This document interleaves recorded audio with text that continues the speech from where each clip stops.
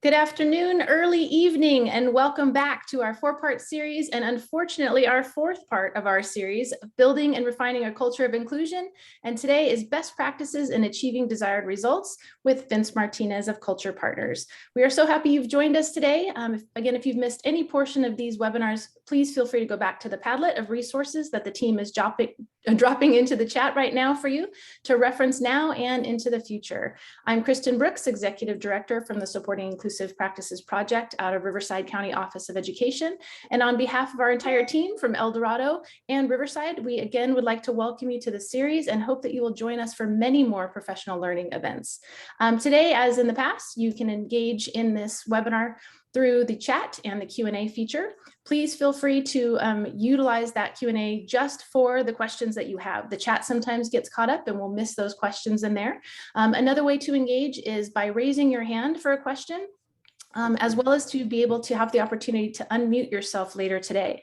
Vince likes to keep us engaged and likes to just call from the audience so that we get some real live interaction and your ability to take your new learning and apply it. So if you're interested in unmuting and sharing or asking a question, please drop in the chat whether you have a question or you want to unmute, and be sure that your hand is raised so we know who to call on. So thank you so much. And without further ado, Vince. Awesome. So thanks so much, Kristen and Kevin, and I guess Michael, right? As we get kicked off with a little Michael Jackson here today. It is good to be with all of you. Good evening from the Minneapolis airport. So I am joining all of you today as I'm on the road and in between flights, and it's good to be with all of you. I'm looking forward to today.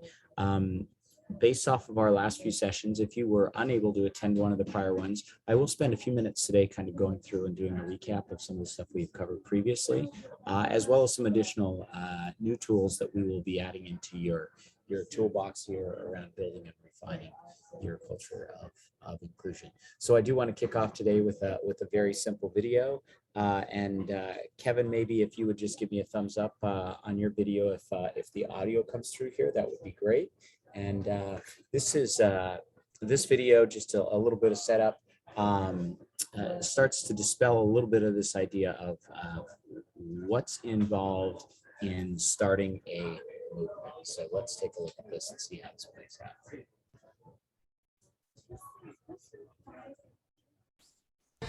If you've learned a lot about leadership and making a movement, then let's watch a movement happen start to finish in under 3 minutes and dissect some lessons. First, of course, a leader needs the guts to stand alone and look ridiculous. But what he's doing is so simple, it's almost instructional. This is key. You must be easy to follow. Now here comes the first follower with a crucial role. He publicly shows everyone else how to follow. Notice how the leader embraces him as an equal. So it's not about the leader anymore, it's about them, plural. Notice how he's calling to his friends to join in. So it takes guts to be a first follower. You stand out and you brave ridicule yourself. Being a first follower is an underappreciated form of leadership. The first follower transforms a lone nut into a leader. If the leader is the flint, the first follower is the spark that really makes the fire. Now here's the second follower. This is a turning point. It's proof the first has done well. Now it's not a lone nut and it's not two nuts. 3 is a crowd and a crowd is news. A movement must be public. Make sure outsiders see more than just the leader. Everyone needs to see the followers because new followers emulate followers, not the leader. Now here come 2 more people, then 3 more immediately. Now we've got momentum. This is the tipping point and now we have a movement. As more people jump in, it's no longer risky. If they were on the fence before, there's no reason not to join in now. They won't stand out, they won't be ridiculed, and they will be part of the in crowd if they hurry. And over the next minute you'll see the rest who prefer to stay part of the crowd, because eventually they'd be ridiculed for not joining. And ladies and gentlemen, that is how a movement is made. So let's recap what we've learned. If you are a version of the shirtless dancing guy, all alone, remember the importance of nurturing your first few followers as equals, making everything clearly about the movement, not you. Be public, be easy to follow. But the biggest lesson here, did you catch it? Leadership is over-glorified. Yes, it started with the shirtless guy, and he'll get all the credit, but you saw what really happened. It was the first follower that transformed a lone nut into a leader. There's no movement without the first follower. See, we're told that we all need to be leaders, but that would be really ineffective. The best way to make a movement, if you really care, is to courageously follow and show others how to follow. When you find a lone nut doing something great, have the guts to be the first person to stand up and join in.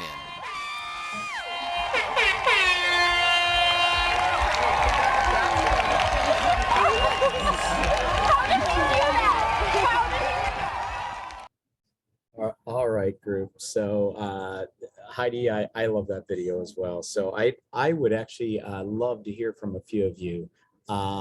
So if any of you would be willing to come off of mute, just go ahead and raise your hand there and let us know that you'd be willing to come off of mute, and we'll have the SIP team here pull you off of mute. But want to just get a few thoughts here on what stood out to you or what struck you in that particular video, especially relative to this topic that we've been talking about kind of building this culture of inclusion. So Kevin and team, I'm not sure if we're seeing anybody who's graciously popped their hand up and said they would be willing to come off. I don't see anyone with their hand up just yet. Well, we'll give it a couple of seconds because I know that sometimes that's the challenge, is to find it. So looks like maybe Paloma has raised her hand. You have Vince. We do have Paloma. She is off mute. Perfect. So Paloma, I'm curious, what stood out to you there? What struck you as you saw that video? Well, in the school district that I work for, I keep hearing this over and over again, we're better together, we're stronger together, we're better together, that sort of message. And this video really illustrates that well, because the one lone person standing out there doing their own thing is never going to move everyone. But if enough people stand together with them, then a whole other way of being can emerge from what is the standard normal. Yeah, and Paloma, I love that. And quite honestly, the hardest thing is probably not to be the lone nut, because people will just look at that lone nut and just say, I'm not sure what's wrong with him, but probably the hardest role to play is being that first follower, right? Yeah, and I think chooses to say. I think part of it too is that I work in a very small district and everyone's pretty interrelated. And the idea is that we are all, these are all of our children, our community's children, not just that kid, that other kid, whatever. It's the only district I've ever worked in my 22 years of teaching where if a student's having a hard time in class, they get a chance to go have a walk with one of the instructional aides, and it's not punitive. It's just, hey, let's go for a walk. And when you're ready, you can go back. And that way that child's getting their needs met, and the bulk of the students are getting their needs met by being able to focus in on what they need to focus in on, and everybody wins. And it seems like such a simple solution, and yet so many school districts stutter on these things, I think mainly because of staffing, but then also the idea that children should, as opposed to children are, So, yeah, it's a great message, and probably should have had you do this session, Paloma, today. That's such a great statement here in terms of that.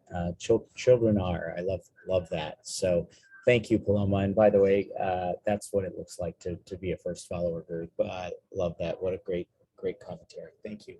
Vince, we also have Louise, who is also off mute. Perfect. Louise, let's hear from you. What stood out to you? Yes, hi Vince. The video demonstrated for me, and in the work that I do, especially as an inclusion specialist, is the sense of belonging. We all want to feel like we belong, and we tend to gravitate to areas in our lives with comfort and that sense of belonging, and that's the work that I know is important with children, is providing those experiences and those environments where everyone feels like they belong and they have access to whatever they need to grow, to develop, to explore and experience. So, so in that environment, it's an opportunity to feel like we belong to something. Yeah, wonderful insight as we look at that picture up on the screen. right? You would have had no idea where that movement started as you start to look at that photo that's up there right now, right? With one or two individuals who chose to kind of put themselves out there and make sure that ultimately people felt like they were in a spot where they belonged and felt like they could be included. So it's such a great point. So thank you. Great comments. So appreciate that. As I was thinking about today's session, and I think Kristen said it best when she said, sadly, I was a little sad today to get started, knowing this would be the last time in this series that I would have a chance to spend with some of you. But I was struck last night as I was thinking through some of the past sessions and some of the learnings and some of the insights all of you have provided relative to your own group of experiences. And I snapped this photo here that you'll see up on the screen here. This little girl, that is my first grandchild. And she happened to show up yesterday. Her and her mom came in from Texas, and she was running around our house, just going completely crazy. And I was with a client yesterday, and ended up making my way home last evening, and basically that's what I was greeted with, and to the point where I had to grab my phone and snap a photo.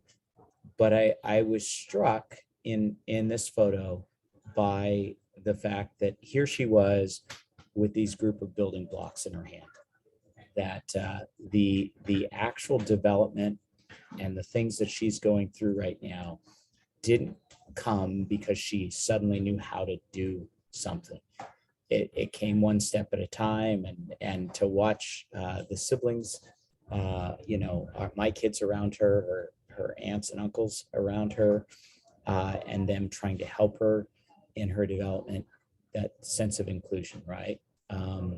And so group, as we go through today, we've given you a lot of building blocks in these sessions. We spent a lot of time kind of outlining some of the things that we at Culture Partners have seen over the last 35 or 36 years that can be barriers or impediments to creating any sort of movement that we're looking for. So I'm going to spend a few minutes just kind of recapping kind of where we came from, trying to do a real high level for you. But again, I'll also provide a couple of other things for you. There may be some on here who didn't have a chance to get some of those foundational building blocks, so we want to make sure we give you that chance as we go along here today. So group, I'll kind of do these one at a time. In our first session, actually going back all the way to the conference, right? Turning the impossible to possible, kind of being the theme there. We spent some time talking about the idea that the best predictor of future behavior is people's past behavior.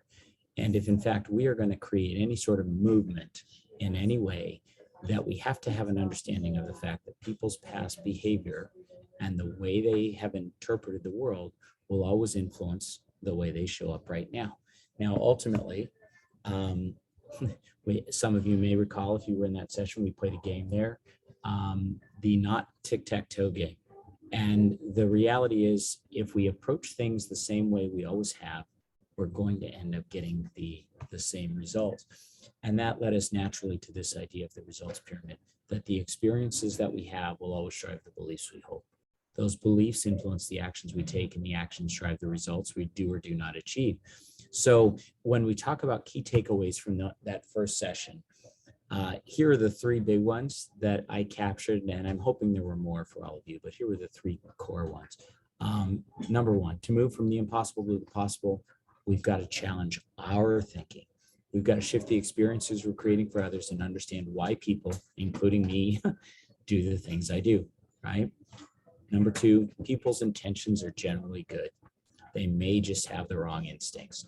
And we didn't spend a lot of time talking about this, but our experience over 30 plus years at Culture Partners is the fact that generally people want to do the right thing, but sometimes they just make the wrong choices, doing the best they can with the information they have.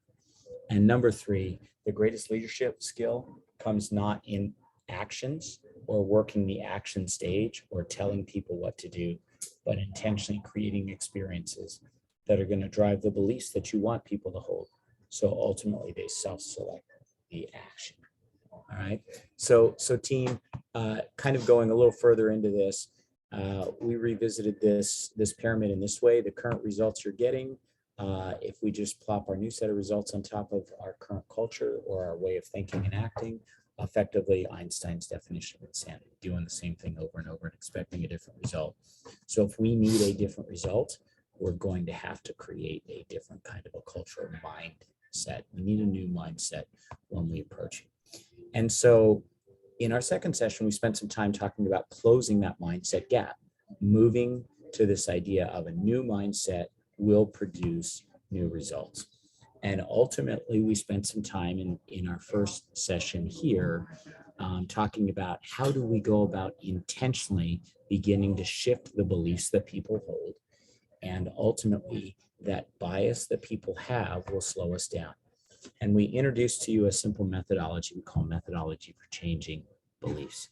This is the idea that if someone has a bias, we have to suspend that bias first. So here's the key takeaways for you. And again, I'm going through these quickly. If you have any questions, please raise your hand or put those into the Q&A area. If you want to come off of mute and make a comment, we'd love to hear from you as well. Just let us know in the chat panel. But key takeaways, all of our efforts to shift beliefs should begin with having a clearly defined result. In other words, the top of the pyramid is about results. So if we're not clear on what the desired result is, it becomes very hard to then define the beliefs and experiences we need to create. Number two, shifting someone's thinking always starts with suspending their current way of thinking.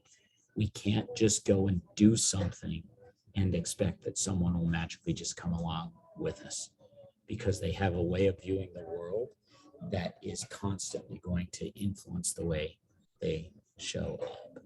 Okay. Number three, if we apply a methodical process to suspending their bias, we can speed up our efforts for change. This would only make sense, group.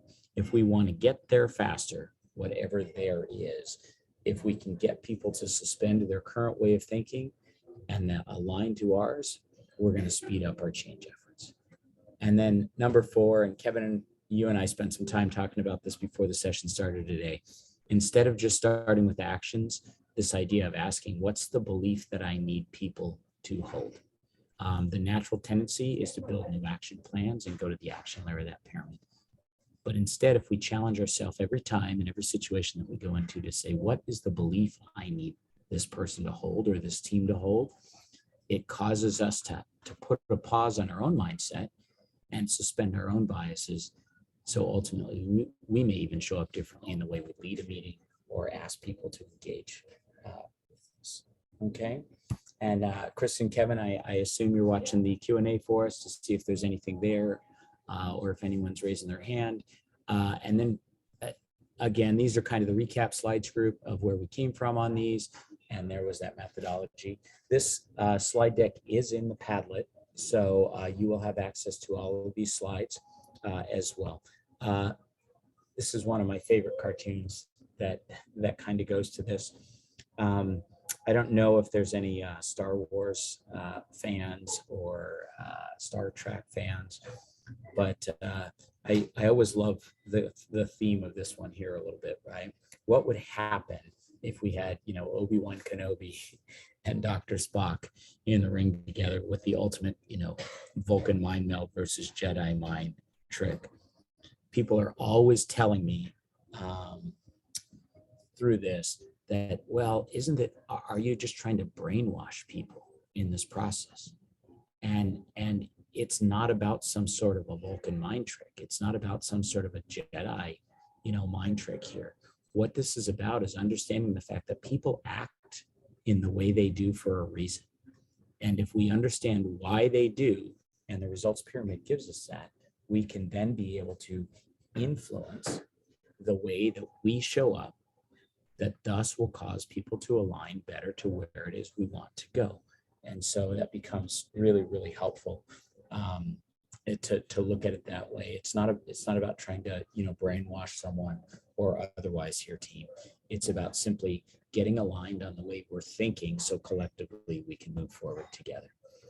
The next session, we spent some time talking about this idea of overcoming those biases to inclusion. And we talked about 3 big impediments to change. You can see them there. We'll talk about them here in just a second again. But ultimately, the second impediment to change there is this idea of people externalizing the need for change. And we provided a simple model for you in that session around what it looks like when people internalize or take ownership for the things they can control, and what it looks like when we or others externalize the need for change or go what we call below the line. So a simple model for what it looks like when we take accountability and what it looks like when we don't. Key takeaways from that session were there are these 3 primary impediments to change: alignment, externalization, and bias. And those 3 impediments will always slow our efforts down. They will always get in the way. They're called impediments for a reason. And so with that in mind, please understand the fact that those 3 impediments are always working against you. Sometimes more, sometimes less. But when you have an awareness of those impediments, you can begin to do something about it so you can speed up your change efforts. Number 2, key takeaway from that session was an understanding that anytime someone is below the line, they are externalizing the need for change, and ultimately they're not helping you move the needed results. They're not in the spot where they're going to move the results in any way, shape, or form for you. So as you look at trying to improve your inclusion efforts, if you see someone as being below the line, then ultimately it means that you are not getting what you need from them to move the results forward. So we've got to be really intentional about how we move that person or people above the line. And good news, I'm going to give you a tool for that here in just a minute, for how you can very intentionally do that.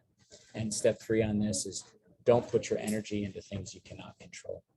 There's a lot that's outside of our control. And we spent some time talking about all those barriers that are out there for us. And many of those are completely outside of our control.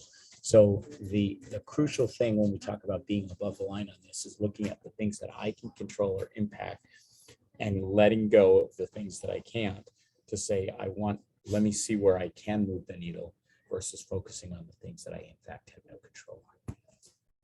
Here's those impediments to change again, group, and then ultimately the steps to accountability model. So let me pause here for just a moment, group. Questions or comments, please throw them in the chat panel or throw your hand up if you want to come off the mute.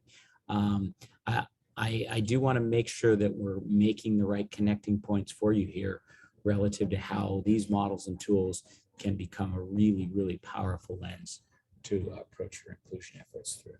So any questions or comments here? No questions in the Q&A, and we don't have a hand raised. Okay, very good. Thank you, Ken. We'll keep watching. Keep watching for me. All right. I've either got them in stunned silence or they're all out washing the dog or something probably right now. So we'll see what happens. So the next session here, group, this last one here just yesterday, as a matter of fact, we spent some time talking about this idea of how did that happen versus how did I let that happen? And some key takeaways in that one were some key learnings. We spent some time talking about your accountability style.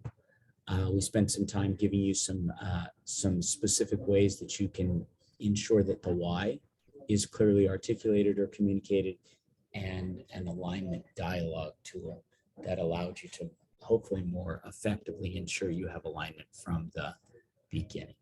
And Kevin, I'm seeing something show up in the Q&A there, I believe. Yes, Vince. Jenny Rickard out of Pleasanton Unified School District. She asks, may we use some of these visuals, giving credit, of course, in trainings with our staff? Of course, Jenny. We'd love for you to use those. I would encourage you, Jenny, and everyone who's here. There's a lot more out there. As I mentioned, Culture Partners has been doing this for 36 years. Our website, culture.io, it's on the last slide we'll use today, is also a great spot. If you don't mind getting a little bit of email spam and some regular articles and things, feel free to go onto our website and take a look around, maybe download some resources there, and you'll get onto our mailing list, and some other things will be sent to you as well. We also have some podcasts out there. as well as we author a lot of different articles. I'm a regular contributor to Inc. and Forbes and some of the other big magazines relative to this idea of culture in the more corporate world. But as you're seeing here, these models and tools apply. So please take advantage of them and use them. And ultimately, Jenny, if you have any questions or something is striking you and you just want some additional information, my email will be provided at the end of the session as well. So you And can Vince, reach out to me directly. Vince, we also wanted to let everyone know that the Padlets will remain accessible forever. We're not going to take those down with all of the resources. You have access to the PowerPoints, the recordings, and all of the resources related to each of the sessions. That's great. So thanks, Kevin. Good. Keep the questions coming, group. We love them. Super, super good. Key takeaways from yesterday's session, and hopefully many of you were on. There is a difference between having an expectation and establishing that expectation. We all have a natural style that impacts. If people want to engage in helping us, that's what that style assessment was about. Because depending on my natural style, it will engage some people and it will maybe off-putting to others, depending on how far to the extreme I am on those. So an awareness of that allows us to balance and move to the middle. The third item here is the why conversation being added into your what, when communication style is crucial. And then the fourth is this idea of please don't assume alignment. Ensure you have it, and we gave you the tool of the alignment dialogue to help you with that. Again, those are those resources that we talked a little bit about. Here are the 5 whys. Decks available for you in the Padlet as well. So team, with that, and again, I hope the review was helpful for all of you and put it all in one place. My experience, having been a client previously, before I joined Culture Partners almost a decade ago, was it took me a while before I realized how impactful some of these models and tools could be, because while simple, and simple is where you get to powerful here, because you don't have to overthink this. You don't have to have a PhD in culture management here, right? Or anything else on this. But the challenge is when they're simple, sometimes it can feel like it just can, for me, they kind of went by. And it wasn't until sometimes months or even in some cases years later where I realized I had a tool in my toolbox that I had learned, but I didn't understand where it fit in the bigger picture. So I hope this review has been helpful for you, but I do want to spend some time. We were talking about this idea of above the line and below the line. And one of the common things that comes up when we talk about this model of above the line and below the line is we teach it. It's simple enough to understand. Above the line, people are looking at the things they can control. Below the line, things are outside of their control. But the question becomes, what happens if I have somebody that I am dealing with that is stuck below the line? It would make sense, and I mentioned to you earlier in our recap there, that when someone's below the line, we're not getting a desired result from them. So it would make sense that a skill to have in our leadership toolbox would be one of being able to help move someone above the line. And now, group, this can be a challenge. And I would love a volunteer group to help me illustrate this a little bit. So if somebody's willing to volunteer, hopefully if you've been with us the last few sessions, you know these are not very painful. I don't ask for a lot from you, but if somebody's willing to volunteer, maybe you just raise your hand here, and then you can just kind of answer a few questions that I'll throw at you. There's no right or wrong here, just be who you are. So anyone willing to volunteer so we can illustrate this idea? Perfect. Looks like we've got Shelly. I was the first one I saw, Kevin. Yes, and Nicole. Perfect. So is it possible, Kevin, for us to take both off of mute? I just did. Perfect. So Shelly and Nicole, first of all, thank you. I appreciate that. So Shelly and Nicole, here's what I want you to do. Shelly, will you just do me a favor and come up with some below the line scenario? something you would maybe hear from somebody.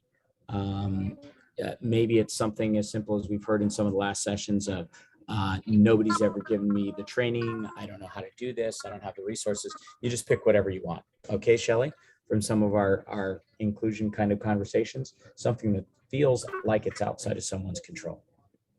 You got that for us, Shelley?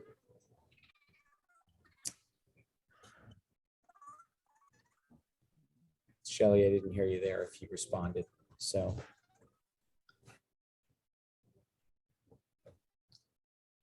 You may still be on mute. Nicole, can Yes. you hear me? Yes, can you hear Perfect. me? Okay. Yep. So very good. So Nicole, I'll just, since Shelley may be on mute, I'll just ask you for the same thing. Maybe you've come up with something as I was trying to articulate that to Shelley. A below the line scenario. Do you have something, Nicole? Sure. Yeah. Okay. Yeah.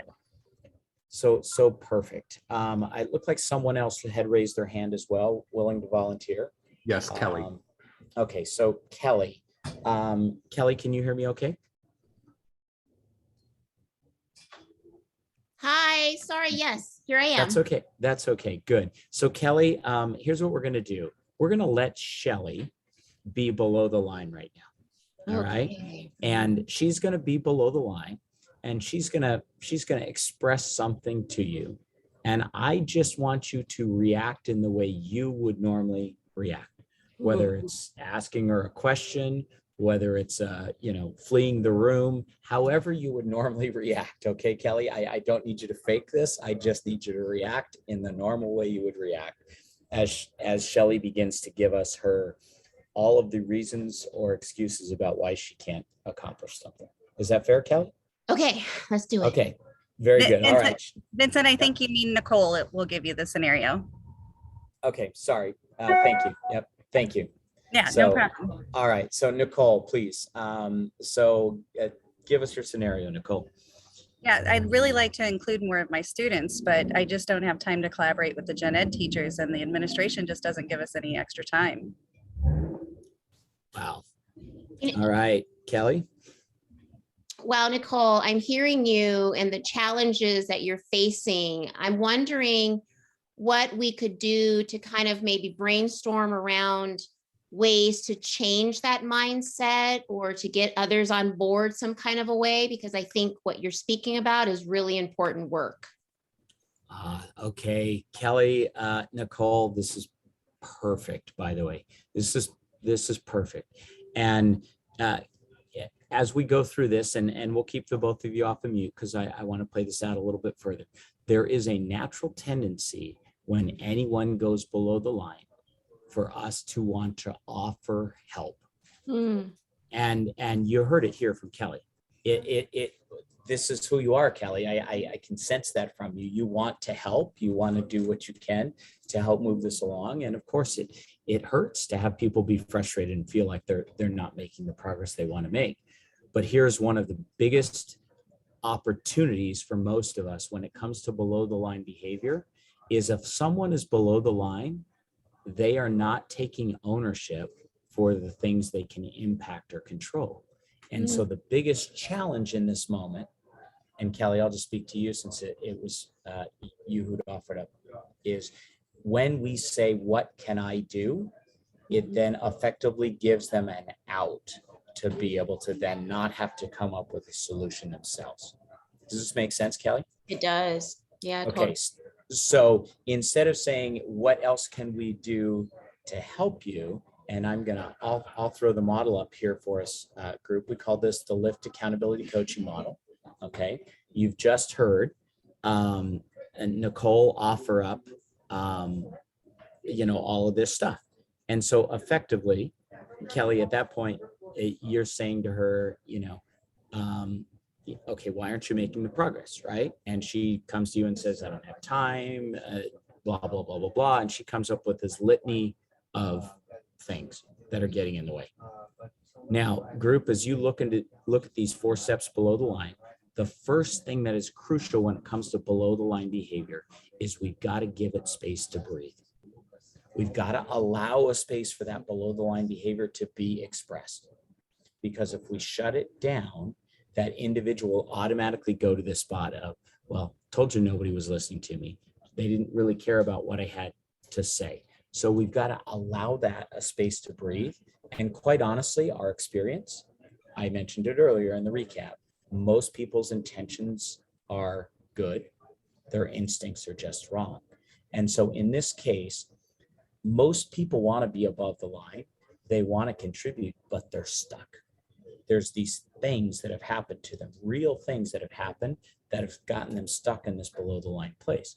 So when we allow for this space for it to kind of breathe and we're just listening, right? And Kelly, you can see the question there. What are the obstacles getting in the way of making progress? Now, what do you notice about that question, Kelly? What stands out to you about the way that question is worded? The one Anything? about the article, which are the obstacles Yeah. getting in the way? Yeah, that one. Mm-hmm. I think it just speaks to what you're saying in terms of allowing ownership. So it allows the person to kind of really, think about what they're challenging, what they're faced with, the challenges that they're faced with. And so it puts it back on them to really make sense of what's going on, because I don't know, and I wouldn't know which also is it, which the person needs to share with me. The person needs to give me that. Super important, Kelly, because the reality is there could be 20 of these, right? Right. And you may know one or two of them. You may think you know what those are, but the most important person to express that is the below the line person. Right. Because the last thing you want to do is you don't want to be solving for something that you think is the issue when in fact it is not the issue. And by the way, if you're solving for it, it means they're not having to take ownership for putting themselves into the equation. Okay. So the second step on this right now, and Kelly, this is great, thank you, is this second question. So Nicole's just offered all of this up to you. And now, Kelly, go ahead and just ask Nicole this identify question. Ask a number 2? Yep, that's right. Okay, so Nicole, I appreciate you bringing your concerns to me. I am curious though, what do you feel are the obstacles that are, kind of getting in your way to being able to move forward? Why don't you tell me kind of what actions you've taken thus far? I don't know. Yeah, so I have a big caseload and my students span several grade levels. So in order to include them, I would have to collaborate with multiple gen ed teachers, and I have no planning time in my schedule to do that. And most of them won't stay after school or come early. So how have you kind of thought further deeper into how to kind of motivate them or to open up some time for either, that'll, kind of invite them into having this conversation with you? Well, I actually think I need some support from my administrators because I can't really make the gen ed teachers do that. So if I go to my administrators and maybe ask them if they can help build that conversation and help me find some time, that might be useful. That's a great idea. So do you think that'll be an action you'll take? Yes. Great. And Kelly, I love that because at this point, team, you've got 2 or 3 obstacles that are out in front of her here. And so you've got to begin to narrow the field.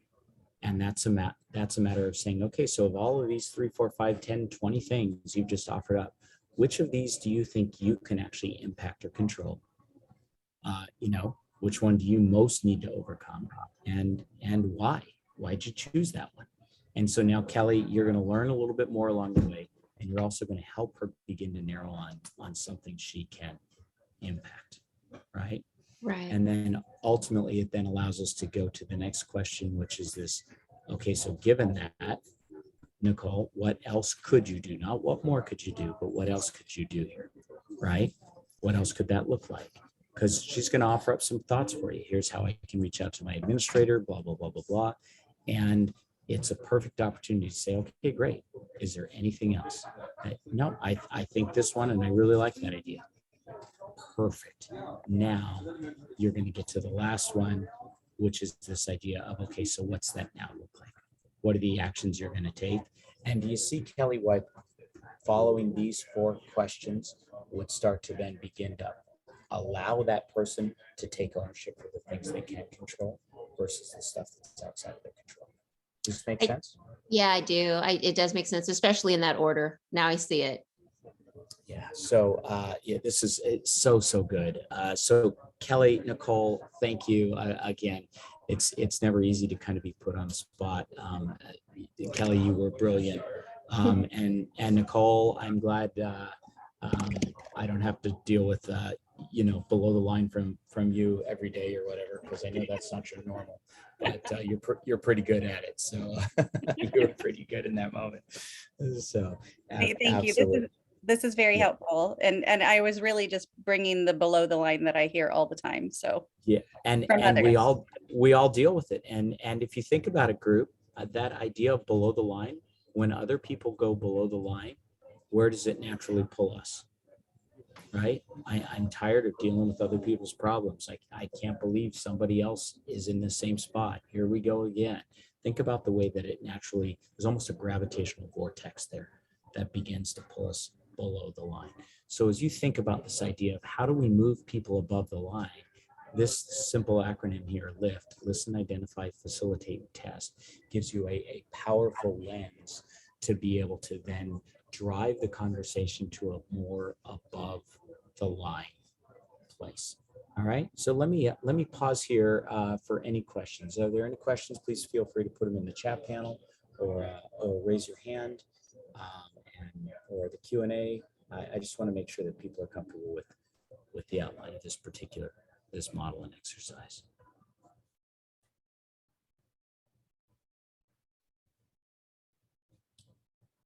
Kevin, I'm not seeing anything. I don't know if you are. I am not. I think we're all good. Very good. So group, I want to take this one step further, because this is a really powerful model to be able to coach someone back above the line, or potentially even coach yourself. Because quite frankly, for me, I have these 4 questions posted next to my desk at home. And when I find myself creeping below the line, pretty easy for me to look at these and go, okay, so Vince, what's the obstacle? What are the obstacles getting in the way? What are these things do I most need to overcome and why, right?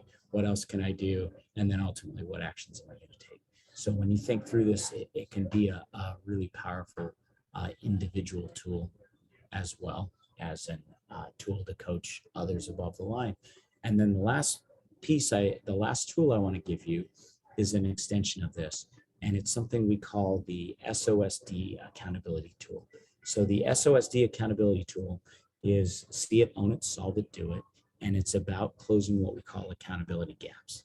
And an accountability gap is a gap in the performance that's directly affecting our ability to achieve a result. In other words, there's certain actions that are occurring right now, and there's actions that we need to occur, and they're getting in the way of our results. So anytime you have that gap, it becomes a really, really clear indication for you as a leader, as an individual, that we've got to close that gap. Because if we've got a gap and people are going below the line, et cetera, it will very naturally impact our results. So we gave you the LIFT accountability coaching tool. This tool, the SOSD accountability tool, is a variation on that theme and is actually intended to be a simple problem-solving methodology that can be used in the team setting.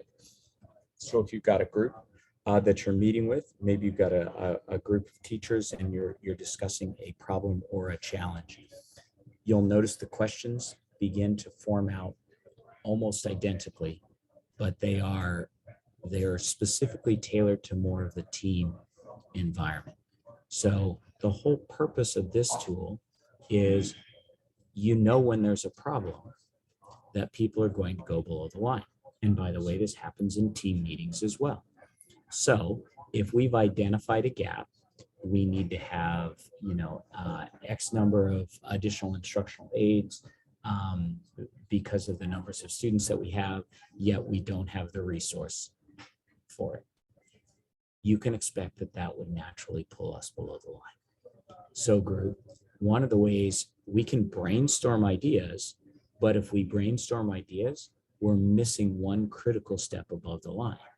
And that's the fact that we don't actually ask this own it question. And here's what I would say to you. How many people around your schools could tell you what's not working? right? Everyone's got an opinion on what should be done differently or how it should happen. So when we allow the see it stack to happen, what's the reality we most need to acknowledge? It just allows people to chime in about the things that they're frustrating them, the things that they feel are outside of their control, et cetera, in that team environment, just like we did in the lift stage. But then we're going to go to this own it question.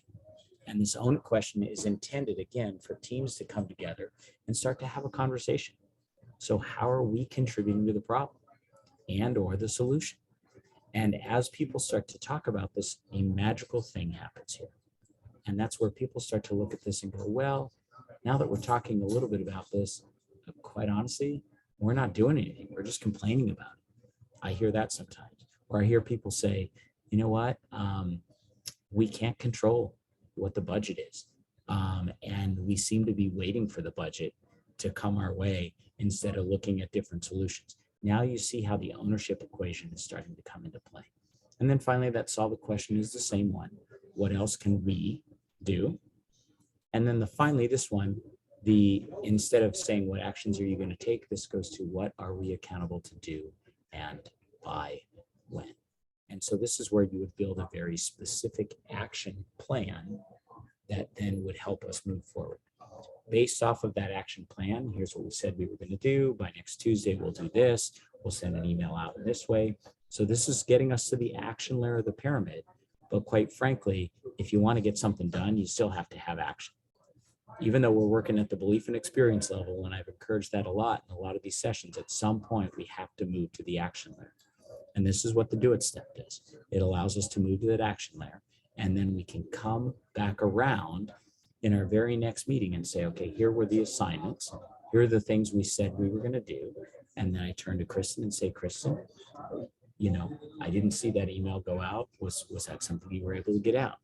And Kristen says, no, I get super, super busy. And by the way, you hear a group, you hear the below the line that would naturally come into it. But by having this conversation collectively together, we're all owning the problem. We're owning the reality of our situation and how we can move the needle. And ultimately, it helps us stay aligned, as we talked about the alignment dialogue in our session yesterday, because now we can continue to come back around to those tools and say, okay, so Kristen, you didn't get a chance to do it. You know, scale of 1 to 10, if we need to get that email out by tomorrow, where are you at on that? Can it be done? And she's going to say, well, now, quite frankly, I'm super, super busy. I think it's a 3. I say, okay, team, well, it doesn't look like Kristen is going to be able to, in this instance, help us. What else do we need to do? And somebody else hopefully steps up and does it. This is about you not taking on all of the burden yourself as you work your way through this. Accountability gaps, the gap between what we're doing now and what we need to be doing, tend to be team gaps. They very rarely are about one individual. So as we work this process, it gives us something we can use within our teams at any given point. The way I like to describe it to a lot of our clients is it's a simple problem solving methodology that forces us to have an above the line mindset as a team. So let me pause here for what questions you may have. Again, please raise your hands or put them into the chat panel. I know we're getting close to the end of our time here. So questions, comments, please.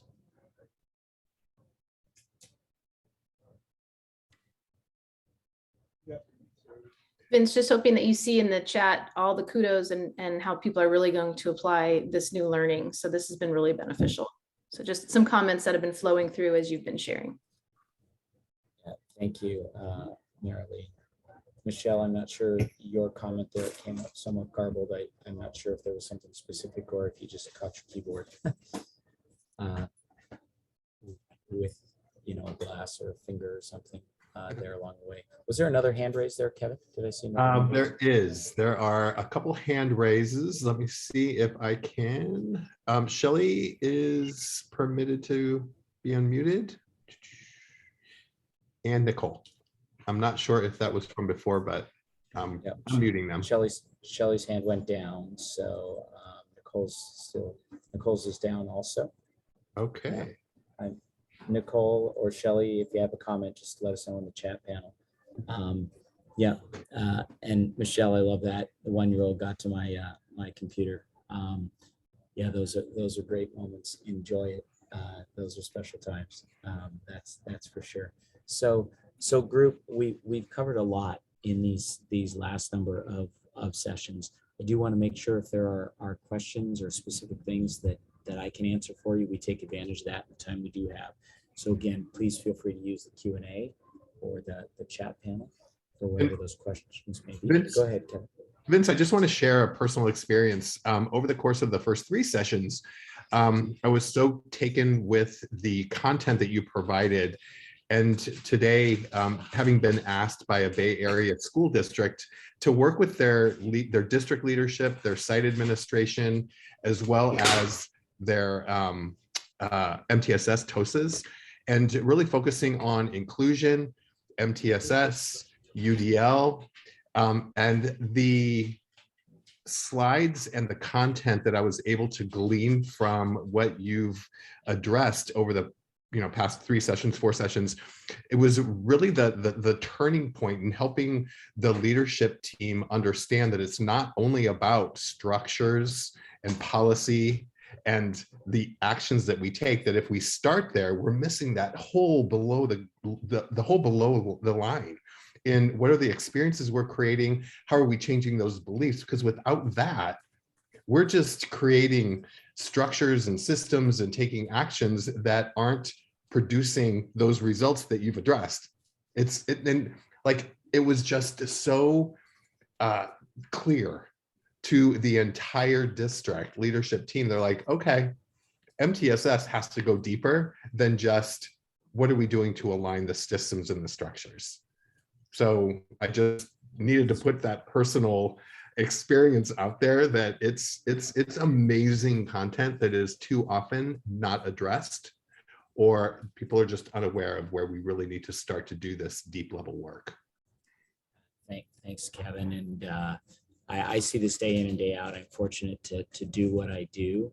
And I can tell you, I see hundreds of times during the course of the year where people will reach out to me and say, I don't know why somebody didn't tell me this 20 years ago in my own leadership, or how come somebody didn't teach me this in school, right? You think about it, you go to school, you go get an MBA or a doctorate or whatever, and you learn all this stuff about how do you manage data and organizational development and everything else. But we really don't spend a lot of time digging into this idea of why do people show up in the way they do? And how do we then own that and control that? So when we can simplify it, and Shelley, as you say, take some complex things and break it down into some simpler ways that we don't have to have a 2,000-page tome of cognitive behavior or something. And we can boil it down into 4 levels of a pyramid. It starts to become accessible to people. And when it's accessible to people, they can own it and they can get themselves involved in it. And so I hope during these sessions, group, you've been able to take something away that you can apply in your personal life or in your professional life, etc. My contact info, as well as our organization's website, culture.io is the Culture Partners website. My contact info is there, Vincent.Martinez@culture.io. I would welcome any of you, reaching out with any comments or questions, or things that may arise where perhaps you just, want someone to give you a mindset pause. Feel free to reach out.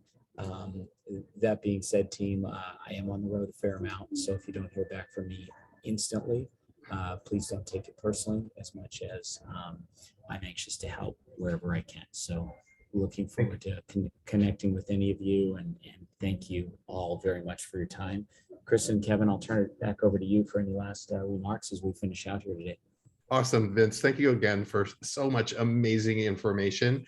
2 things before we get off in the next 3 minutes. Number 1, we just want to let everyone know that you'll be receiving a link to a survey. If you complete the survey to help us improve the support that we provide, and we'll make sure to share, Vince, with you the survey results, that if you complete that survey, you'll receive the opportunity to order an ebook. One of the Culture Partner books, I think we have all of your books available. So if you're interested in learning more, you can choose whichever ebook you want just by completing the survey. And then Vince, before we go, one last question for you. There was a comment I think Cynthia had made in the chat that I think is so relevant. She's like, we have a sense of overwhelm just generally, and it's a lot of information. Give us one step in getting started. Yeah. Where would you start this journey? I would suggest to you this. The simplest way to start this journey is, first of all, define what the result is that's most important to you.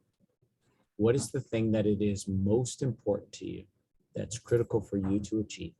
Because we're often chasing so many things here, Cynthia, that if we can begin to narrow this down to the thing that's most important, it then allows us to begin to apply these tools and models to that thing.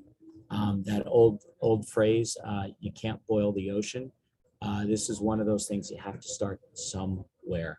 And so, and what I found on this, Cynthia, just another, kind of terrible phrase here probably, but all boats rise with the tide is one of my other favorite statements here. And if you pick that one thing that is crucial to you, it starts to influence everything else around you. And it starts to have you challenge your mindset in some of these other areas.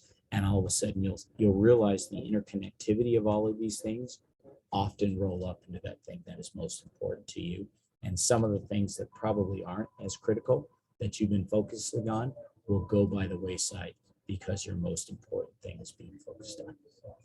Thank you so much. Such great advice and implementing all of the information that you've provided to us. So really, Vince, thank you with such gratitude and appreciation. And we thank you on behalf of our SIP team and all of the attendees over the course of these 4 sessions. So safe travels, and thank you again. Thanks all.